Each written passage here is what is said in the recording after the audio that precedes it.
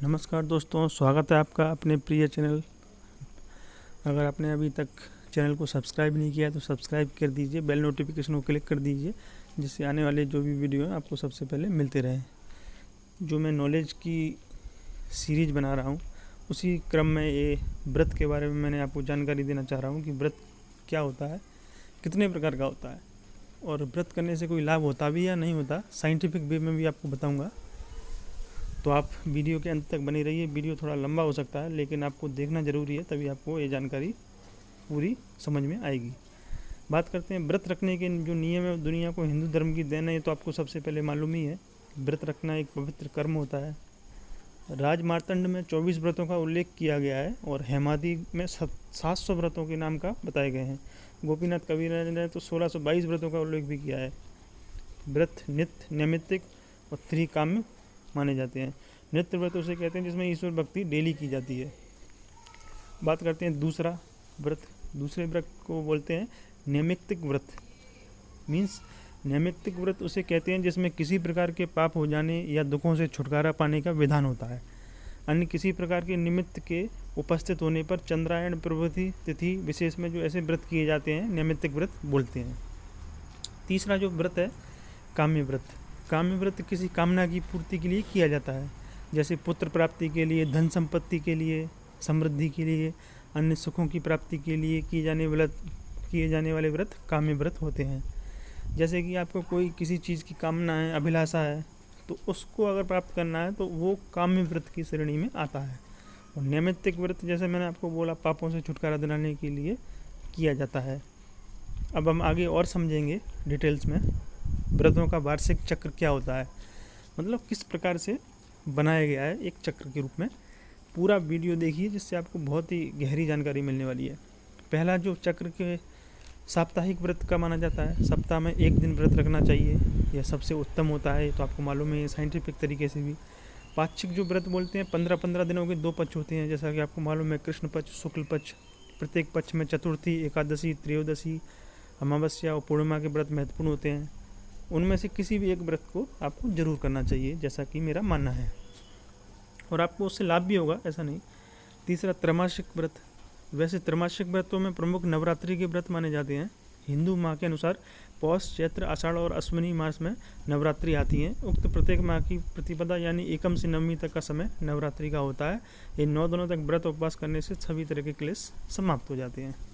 अब हम बात करते हैं अगला जो चक्र है 6 मासिक व्रत का होता है। जैसे चैत्र माह की नवरात्रि को बड़ी नवरात्रि और अश्विन माह की नवरात्रि को छोटी नवरात्रि कहते हैं। ये तो आपको शायद मालूम ही होगा, लेकिन फिर भी मैं बता रहा हूँ।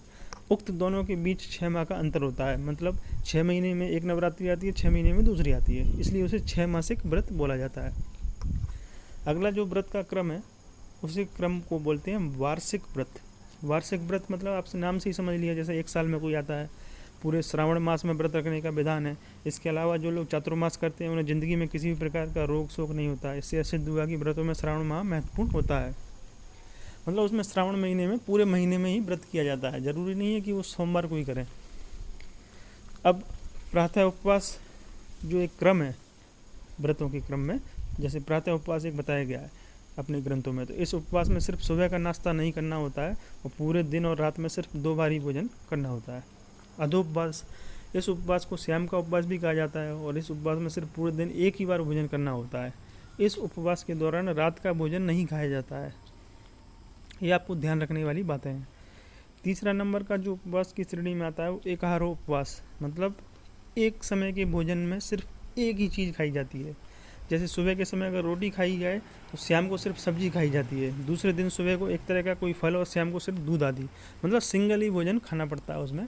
ऐसा नहीं है कि सब चीज़ हम खा ली, ऐसा नहीं। आज रोटी खाई है सुबह तो शाम को फल खा सकते हैं, सब्जी खा सकते हैं, ऐसा। चौथा नंबर का जो श्रेणी में उपवास माना गया है वो रसोपवास। इस उपवास में अन्न तथा फल जैसे ज़्यादा भारी पदार्थ नहीं खाए जाते, सिर्फ रसदार फलों के रस अथवा साग सब्जियों के जूस पर ही टिका जाता है। दूध पीना भी मना होता है क्योंकि दूध फल की श्रेणी में नहीं आता, क्योंकि दूध की गणना भी ठोस पदार्थों में की जा सकती है।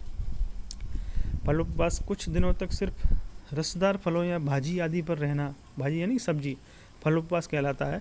अगर फल बिल्कुल भी ना अनुकूल ना पड़ते हों तो सिर्फ पकी हुई साग सब्जियाँ खानी चाहिए।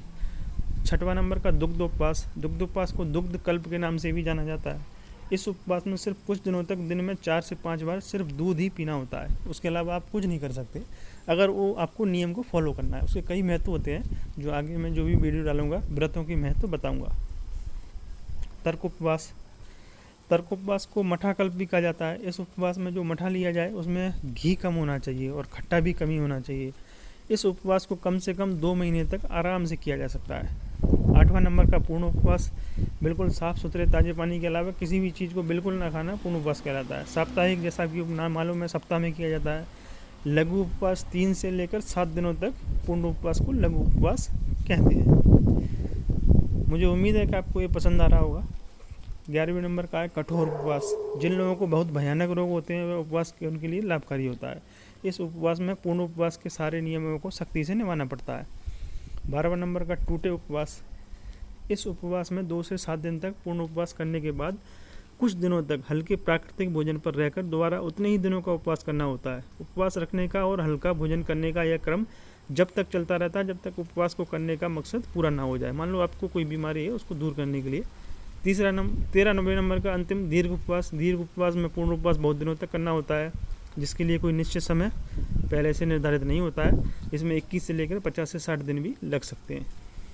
तो दोस्तों, ये आपने जो नॉलेज इकट्ठी की मेरे से, जो वीडियो मैंने जो आपको बनाया, उसको कैसी लगी आपको, क्योंकि ये वीडियो बनाने में बहुत मेहनत लगती है। अगर आपको कोई भी अलग तरीके की वीडियो चाहिए तो मुझे कमेंट बॉक्स में कमेंट कर सकते हैं। इस वीडियो को अगर पसंद आया हो तो लाइक करें, दोस्तों के साथ शेयर करें, चैनल को सब्सक्राइब करें। आगे जो मेरे वीडियो आएंगे उसमें मैं हर व्रत का विधि कैसे करना है, उसके क्या लाभ हैं, साइंटिफिक तरीके क्या हैं, वो मैं आपको बताऊंगा। तो मेरे वीडियो को जुड़े रहें, मेरे वीडियो के साथ, चैनल के साथ।